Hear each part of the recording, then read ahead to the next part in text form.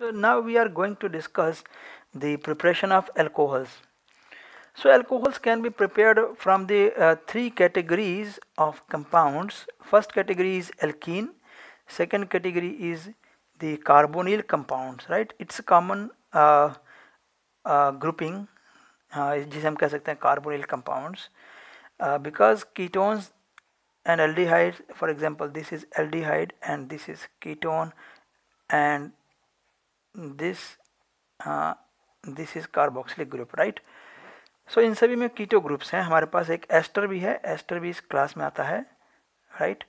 तो यहाँ पर कार्बन है, यहाँ पर O है और यहाँ R होगा, राइट. तो एस्टर भी इसी क्लास में आ सकता है, राइट. और थर्ड कैटेगरी है Grignard reagents, right. Very famous Grignard reagent. So Grignard reagent by Victor Grignard, right. 1919 Nobel laureate. Okay. So पहले हम इसके बारे में बात कर रहे हैं एल्कीन्स के लिए, राइट. तो इस टॉपिक को करने के बाद आप एक्सरसाइज से 11.11, 11.20 का फर्स्ट एंड 11.32 आप ये तीन क्वेश्चंस आप कवर कर सकते हैं, राइट. सो सबसे पहले है एसिडिक हाइड्रेशन ऑफ एल्कीन्स. जब भी आप एल्कीन्स की कोई भी एल्कीन की जब हाइड्रेशन करेंगे तो वो अल्कोहल आएगा और इसमें मार्कोनिकॉव रूल्स अप्लाइड होंगे which is studied in +1 class, right. ये चीज़ हमारे पास रिपीटेड है. ओके. सो हमारे पास यहाँ एक जनरल रिएक्शन शो किया हुआ है जो कि नॉट जनरल, ये प्रोपीन के साथ रिएक्शन है. तो मैंने इस रिएक्शन में मार्कोनीज रूल भी कवर कर लिया है और प्लस हाइड्रेशन भी कवर्ड है, right. So for example this propene reacts with water in the presence of dilute acid and this acid is H2SO4. तो आपने इसके अंदर हाइड्रोक्लोरिक एसिड HBr HCl ऐसा कुछ भी ऐड नहीं करना, इसमें केवल सल्फ्यूरिक एसिड यूज़ करना है, ऑलराइट. तो सल्फ्यूरिक एसिड यूज़ किया गया है and we see that the water has this situation, this is water. तो आप देखेंगे कि यहाँ से ये पाई बॉन्ड डीकम्पोज होता है और साथ में OH इस कार्बन पे और H इस कार्बन पे अटैच हो जाता है, ओके. सो ये अल्कोहल को प्रिपेयर करने का बहुत ही सिंपल मेथड है. अब इसका मैकेनिज्म क्या है, इस रिएक्शन को कैसे प्रोसीड किया जाता है, कैसे इस रिएक्शन को किया जाता है. इसके मैकेनिज्म में 3 स्टेप्स मेन है. तो मैकेनिज्म शुरू करने से पहले, मैकेनिज्म बताने से पहले आपको कुछ बातें जाननी ज़रूरी हैं, जो ये है कि जो एल्कीन है, एल्कीन एक नॉन पोलर सब्सटेंस है, राइट.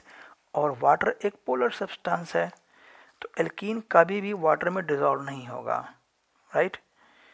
तो हम इसमें प्रेशराइज करके रखते हैं एल्कीन को, राइट.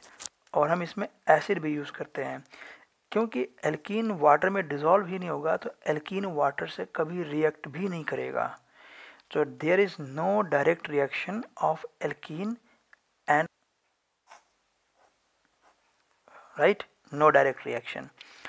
सो इस रिएक्शन को प्रोसीड करने के लिए हमें जिसकी हेल्प लेनी पड़ती है वो है एक एसिड, और इसलिए हम एसिड को बोलते हैं कि वो एक कैटलिस्ट है, राइट. ओके. सो अब हम एसिड यूज़ करेंगे. तो एसिड में भी मैंने स्पेशली बोला है कि सल्फ्यूरिक एसिड ही यूज़ करना है, HCl यूज़ नहीं करना. उसका भी रीज़न हमें पता चलेगा पर मैकेनिज़्म के बीच में, राइट. सो इस मैकेनिज़्म का जो सबसे पहला स्टेप होगा वो है इस एल्कीन का स्ट्रक्चर देख करके काम करना. ये देखिए, ये एल्कीन है हमारे पास, राइट. तो ये एल्कीन का पाई बॉन्ड, राइट. अब हमें पता है कि इस पाई बॉन्ड को बनाने के लिए यहाँ पे p ऑर्बिटल्स इन्वॉल्व होते हैं, राइट, p ऑर्बिटल्स. तो अब जो एसिड है H2SO4 वो वाटर से रिएक्ट करता है जब, तो वाटर से रिएक्ट करके वो जनरेट करेगा H3O पॉजिटिव, राइट. और हम यहाँ पर लिखने वाले हैं ऐसे HOH और यहाँ पर ये प्लस. ये प्लस एक फॉर्मल चार्ज है, ये रियल चार्ज नहीं होगा, राइट. सो अब रिएक्शन कैसे प्रोसीड होगी, आपने बहुत ध्यान से इसको बनाना है, ड्रॉ करना है, क्योंकि लोग इसमें बहुत ब्लंडर्स करते हैं, बिगर ब्लंडर्स करते हैं. देखिए यहाँ जो बॉन्ड है पाई बॉन्ड, ये bond, right, these are the electrons. So attack ये जो आयन है, ये आयन इसके ऊपर अटैक करेगा। पर इसको हमने एरो से कैसे शो करना है? एरो से आपने ये शो करना है कि ये इलेक्ट्रॉन क्लाउड यहाँ से सिर्फ एक और एटम पे गया, राइट।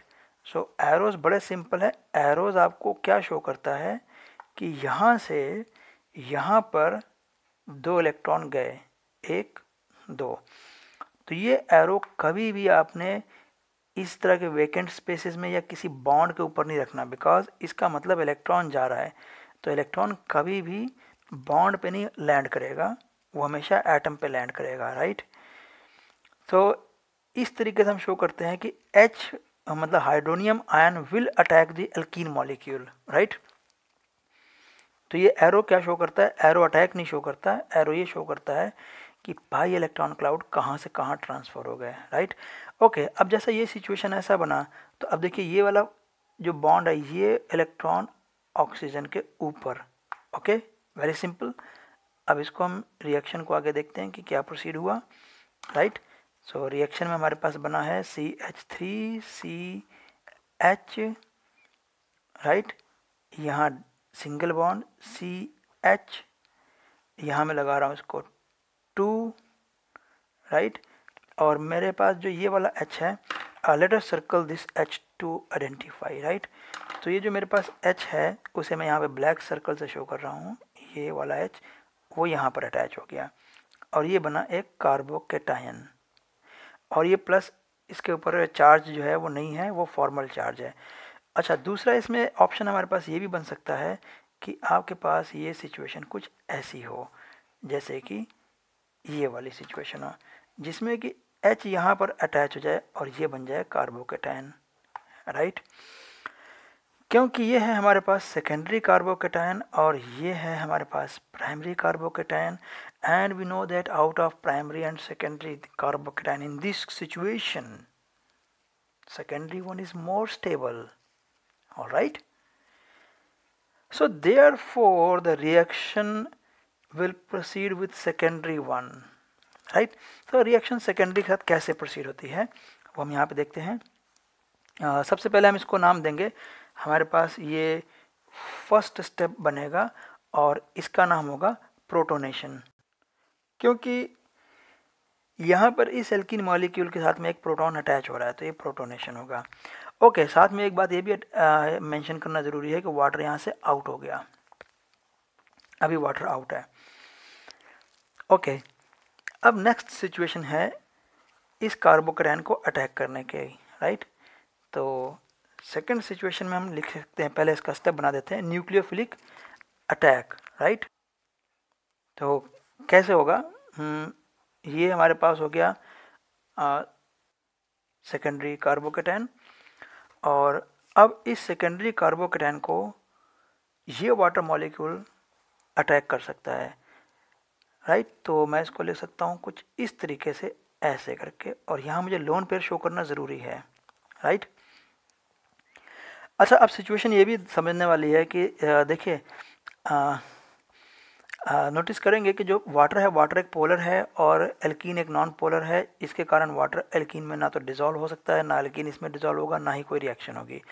लेकिन एक एसिड यूज़ करने से क्या हुआ, मैंने एल्कीन को प्रोटोनेट कर दिया। अब एल्कीन पोलराइज्ड हो गया, और इस प्लस का मतलब जो है फॉर्मल चार्ज है, इस प्लस का मतलब है कि यहाँ पर इलेक्ट्रॉन डेंसिटी लोअर हो गया। तो अगर मैं इसको इलेक्ट्रॉन डेंसिटी क्लाउड से ऐसे ऐसे शो करूँगा ना, तो मुझे कुछ ऐसा डिप सा नज़र आएगा, इस तरीके से ये इलेक्ट्रॉन क्लाउड की डेंसिटी यहाँ पर लोअर हो गया, राइट। तो अगर यहाँ पर इलेक्ट्रॉन क्लाउड की डेंसिटी लोअर हो गया है, तो मैं उसे किसी कलर से भी मेंशन कर सकता हूँ, राइट, जैसे कि लाइक दिस। अब यहाँ देखिए, जो आपको ग्रीन रीजन आपको दिख रहा है ना, ये ग्रीन रीजन, यहाँ पर इस ऑक्सीजन का लोन पेयर इजीली पार्टिसिपेट कर सकता है। वेल, पर इसमें एक चीज़ और भी नोटिस करने वाली है कि जो कार्बोकेटायन का प्लस है, इस प्लस का मतलब कार्बोकेटायन के ऊपर एक वेकेंट पी ऑर्बिटल है, राइट, वेकेंट पी ऑर्बिटल। सो ये लोन पेयर कहाँ लैंड करेंगे? ये लोन पेयर इस पी ऑर्बिटल में लैंड करेंगे, राइट, मीन्स कि they will land on the atom. अब फिर से यहाँ पर सिचुएशन है कि वाटर इसको अटैक कर रहा है, राइट, और अब हम यहाँ पर देखते हैं कि ये सिचुएशन क्या बनेगी, राइट। ये ऑक्सीजन है और ये इसका हाइड्रोजन। अब क्योंकि लोन पेयर इधर ट्रांसफ़र हुए हैं, राइट, सो ये कार्बन न्यूट्रलाइज हो जाता है, इसका फॉर्मल चार्ज खत्म हो जाता है और वो फॉर्मल चार्ज आ जाएगा ऑक्सीजन के ऊपर, प्लस ऑक्सीजन के पास एक लोन पेयर भी रह जाएगा क्योंकि एक ही लोन पेयर ट्रांसफ़र हुआ था, राइट। अब फाइनली हमें क्या देखना है कि अगर ऑक्सीजन के पास एक फॉर्मल चार्ज है तो ये फॉर्मल चार्ज भी ख़त्म हो जाएगा अगर ये वाला इलेक्ट्रॉन, सिग्मा इलेक्ट्रॉन, अगर ऑक्सीजन पे वापस बैक हो जाता है तो एज अ लोन पेयर। ये जो 2 डॉट मैंने ब्लैक में शो किए हुए हैं ये लोग लोन पेयर बन जाएंगे रिटर्न होकर के, राइट, और वो बनेगा हमारा फाइनल स्टेप। तो पहला स्टेप था प्रोटोनेशन, दूसरा था न्यूक्लियोफिलिक अटैक। अब तीसरा स्टेप जो है वो कहलाएगा डी प्रोटोनेशन, क्योंकि यहाँ से H+ निकल रहा है। तो उस तीसरे स्टेप को हम यहीं पर शो करेंगे, राइट। तो थर्ड स्टेप यहाँ पर हम शो कर सकते हैं इस तरीके से, राइट। तो यहाँ पर हमें मिल गया OH। अब यहाँ पे 1 मिनट स्टॉप। यहाँ पर एक और भी चीज़ है कि जो ये H है वो H यहाँ पर H+ बन के नहीं निकलेगा, राइट। तो यहाँ पर एक वाटर मॉलिक्यूल और भी होगा, इस तरीके से आपको दिखाना है। एक वाटर मॉलिक्यूल और है और ये वाटर मॉलिक्यूल जो है इस H को अटैक करेगा, राइट, इसको अटैक करेगा। तो हमारे पास जो यहाँ पर सिचुएशन बन के आएगी वो क्या बन के आएगी कि हमें एक H3O+ भी साथ में मिलेगा। ये है प्रोटॉन, H3O+ को हम बोल रहे हैं प्रोटॉन, मीन्स हाइड्रोनियम आयन। सो ये था इसका मैकेनिज्म, राइट। और अब इसमें जो फाइनल बात हमारे पास जो पेंडिंग थी वो ये थी सल्फ्यूरिक एसिड के साथ, कि हमने इसमें सल्फ्यूरिक एसिड ही क्यों यूज़ किया है, हाइड्रोक्लोरिक एसिड क्यों नहीं यूज़ करते, राइट। तो इसका आंसर बड़ा ही सिंपल है। देखिए जो सल्फ्यूरिक एसिड है, जब सल्फ्यूरिक एसिड डीप्रोटोनेट होगा तो ये आपको देगा HSO4 नेगेटिव प्लस H+, लेकिन जो HCl होगा वो देगा आपके पास Cl negative plus H+, right. So difference ये है हमारे पास, एक ये है एक ये है। अब पॉइंट समझने वाला ये है कि हमारे पास जो वाटर है, वाटर मॉलिक्यूल एक न्यूक्लियोफाइल भी बन सकता है, क्लोराइड भी एक न्यूक्लियोफाइल बन सकता है, बाइसल्फेट भी एक न्यूक्लियोफाइल बन सकता है, राइट। तो पॉइंट ये है कि जो वाटर और क्लोराइड है, अगर हम इसका सेकंड स्टेप देखें, ये वाला स्टेप जिसमें कि वाटर अटैक करता है कार्बोकेटायन को, right, nucleophilic attack step. So in this step water attacks, right, why not this, bisulphate क्यों नहीं अटैक करता। सो यहाँ हमारे पास बड़ा इंपॉर्टेंट पॉइंट है, सल्फ्यूरिक एसिड एक स्ट्रॉन्गर एसिड है।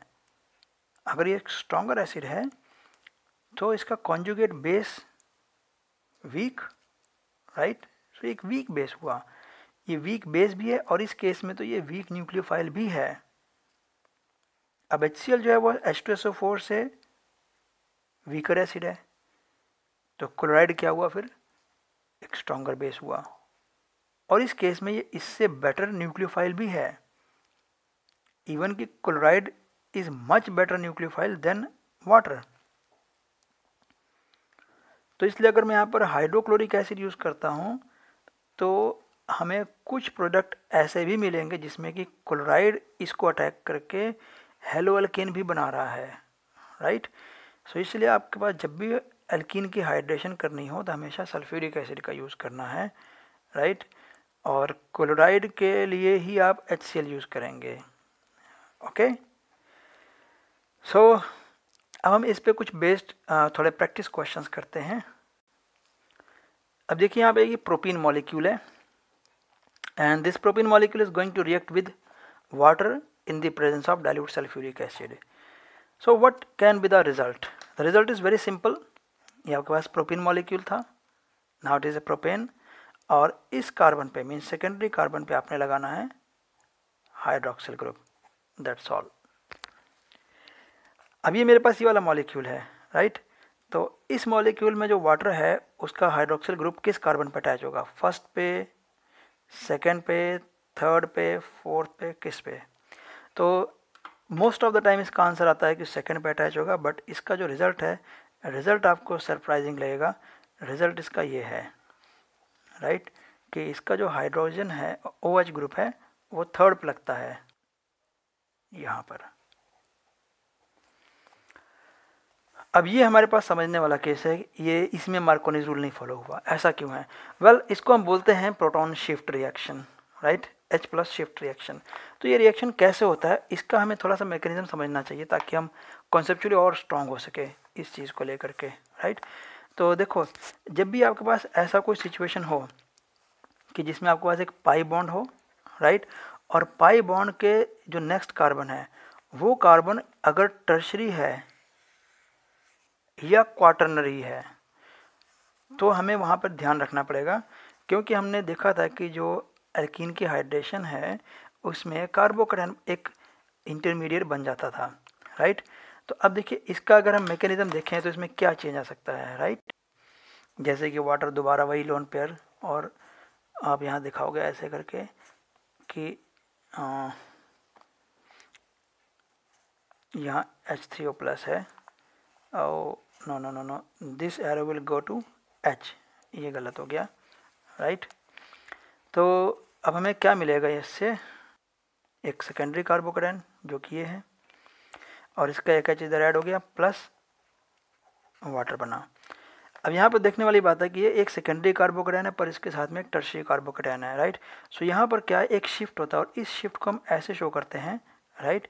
आपने यहाँ से सर्कल उठाना है, इस तरीके से सर्कल बनाना है और ये इधर शो करना है, मीन्स कि ये electron along with this complete atom will shift to this side, और हमेशा इलेक्ट्रॉन को लैंड एटम पे ही करवाना है। तो इससे रिजल्ट क्या होगा, अब इससे देखिए कार्बोकैटायन ऐसा बन जाएगा इसके शिफ्ट होते ही। तो अब फाइनली क्या स्टेप होगा कि एक वाटर मॉलिक्यूल होगा, और वो वाटर मॉलिक्यूल अब ऑक्सीजन का लोन पेयर और इस कार्बन के ऊपर यहाँ ऐसे शिफ्ट होगा lone pair, right.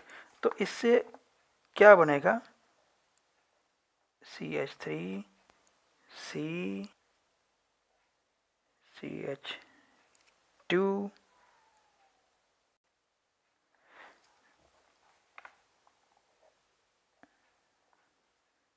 OH, right. मैंने इसमें अब ये फाइनल स्टेप निकाल दिया डीप्रोटोनेशन का, और ये मैंने फाइनली आपको दिखाया कि ये रिएक्शन ऐसे होगा।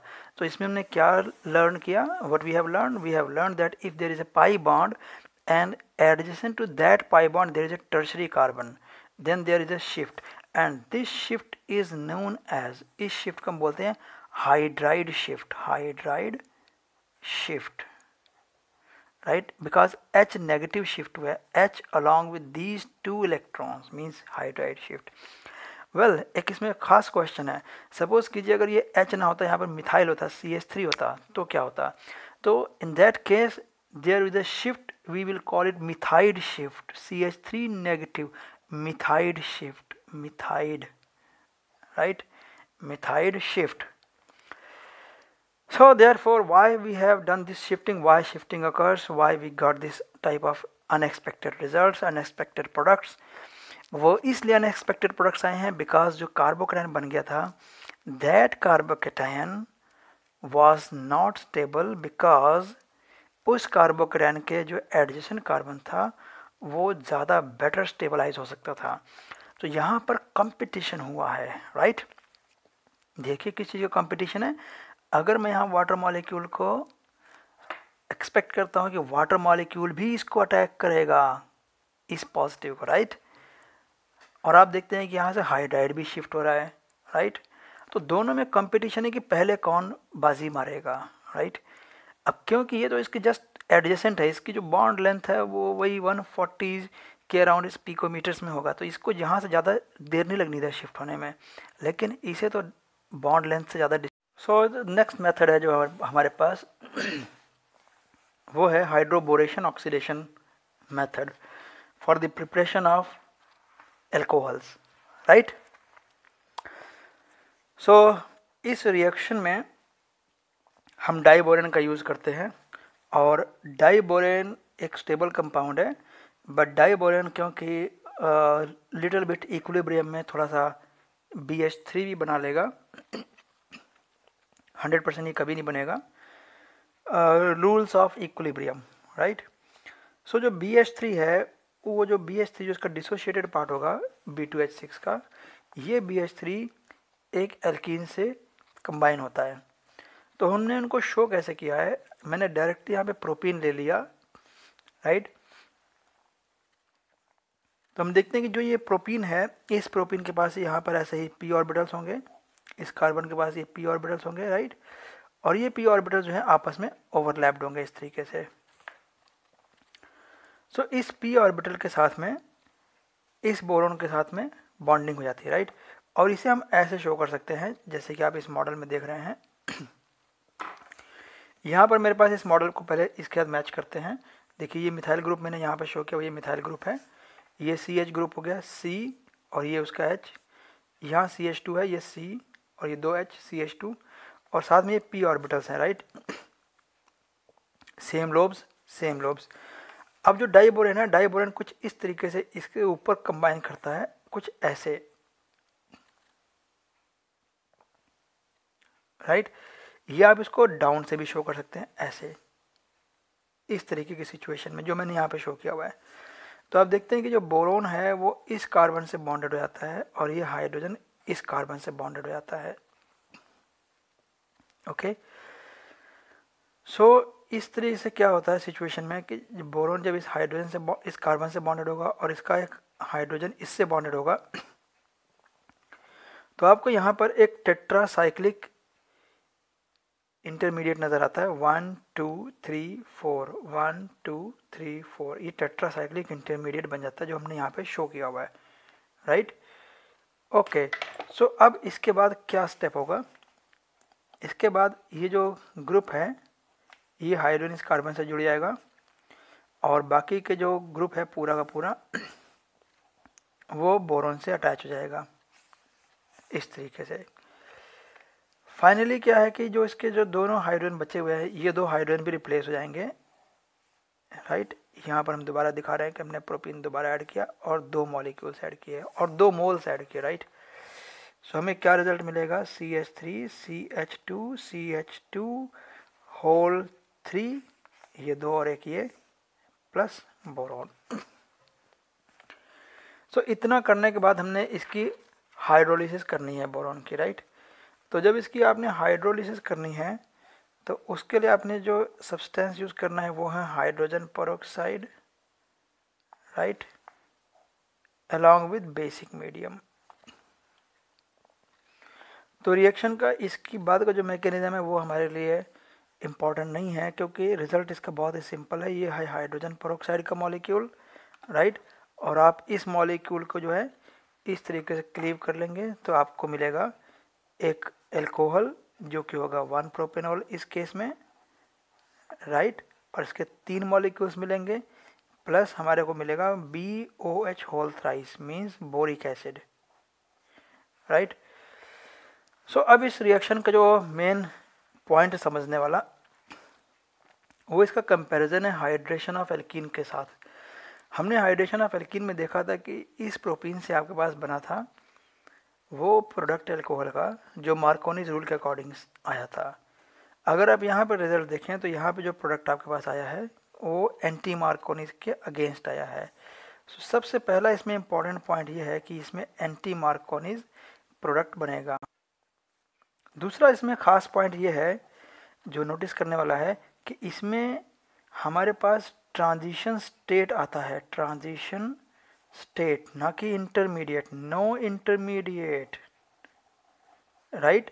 जैसा कि आपने देखा था कार्बोकैटायन वहाँ पे बनते थे लेकिन इसमें कोई कार्बोकैटायन नहीं बना। तो इसका सबसे बड़ा प्लस पॉइंट क्या है, जो बेस्ट इसका पार्ट है वो ये कि इसमें कोई भी रीअरेंजमेंट नहीं होता है, नो रीअरेंजमेंट पॉसिबल, राइट। कैसे, ये रिएक्शन आपको याद होगी, हमने देखा था यहाँ पे रीअरेंजमेंट हो गया था और हमारे पास रिजल्ट इस तरह से आया था, राइट। क्योंकि इसमें कार्बोकैटायन बना था, because of that carbocation this hydride was shifted, okay. But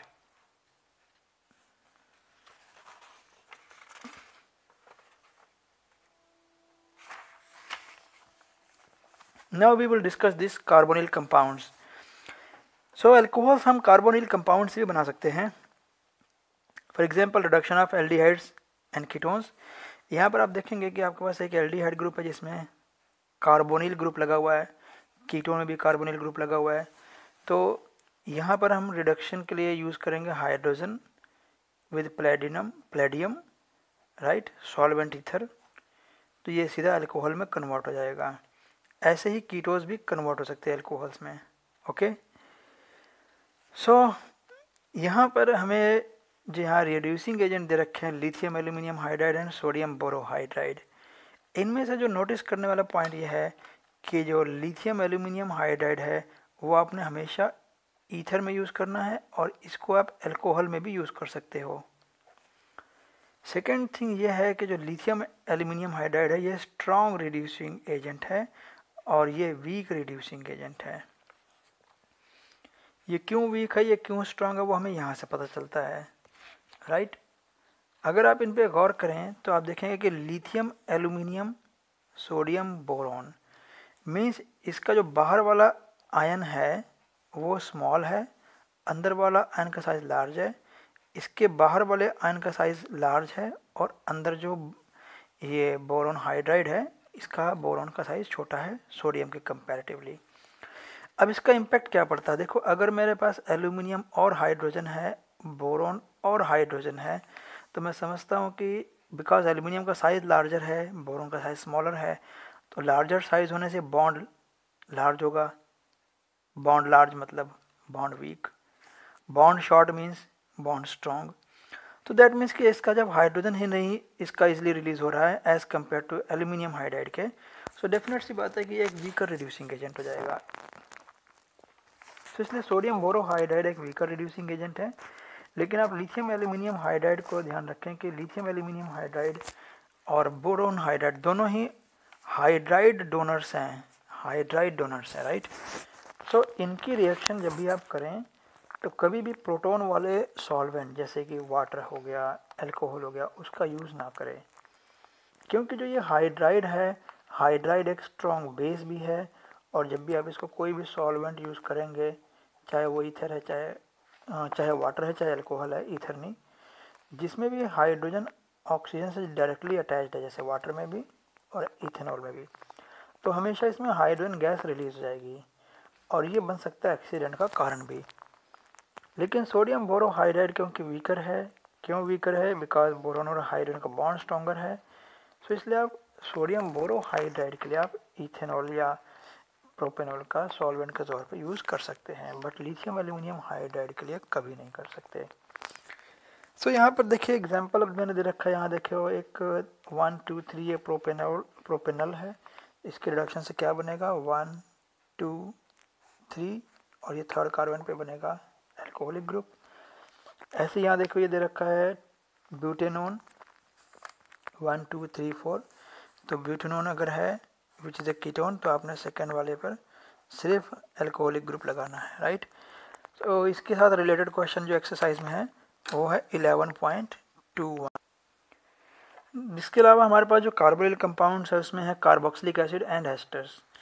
यहाँ मैंने जनरल एग्जांपल लिखा है, for example this is a carboxylic acid and when you reduce this with lithium aluminium hydride then definitely जो ये carbon है इस carbon का सारा ग्रुप रिप्लेस हो जाएगा एक OH से राइट।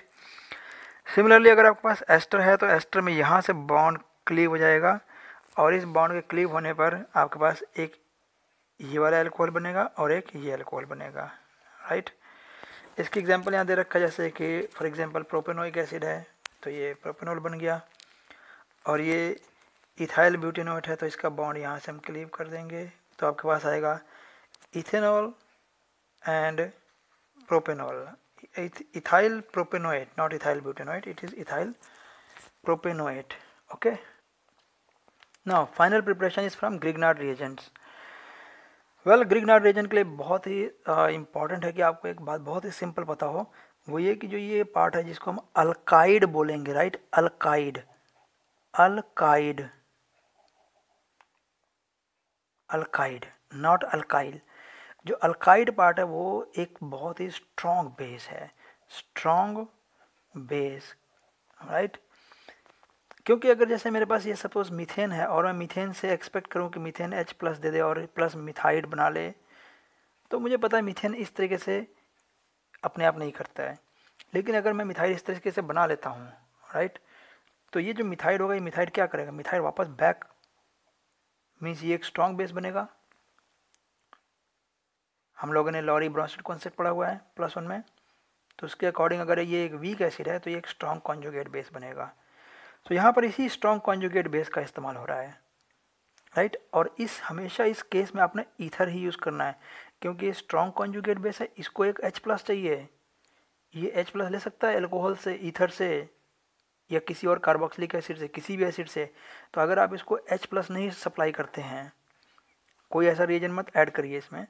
इसलिए मैंने यहाँ पे ईथर रखा है। ईथर की सबसे खास बात क्या है कि ईथर में कोई भी हाइड्रोजन जो है वो ऑक्सीजन से अटैच नहीं होता है। ये देखिए, ये मैंने पास है मिथॉक्सी ईथर। अगर मैं इसको इथॉक्सी ईथर बना लूँ तो भी इस ऑक्सीजन से कोई हाइड्रोजन अटैच नहीं होता, राइट।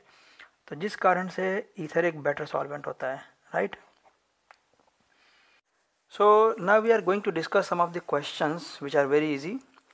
For example, अगर आपके पास फॉर्मेल्डिहाइड है और फॉर्मेल्डिहाइड को अगर आप मिथाइल मैग्नीशियम ब्रोमाइड से रिएक्ट करेंगे तो मिथाइल ग्रुप सिंपली इस कार्बन से अटैच हो जाएगा और यहाँ 2 कार्बन का एल्कोहल बनेगा जो कि इथेनॉल है।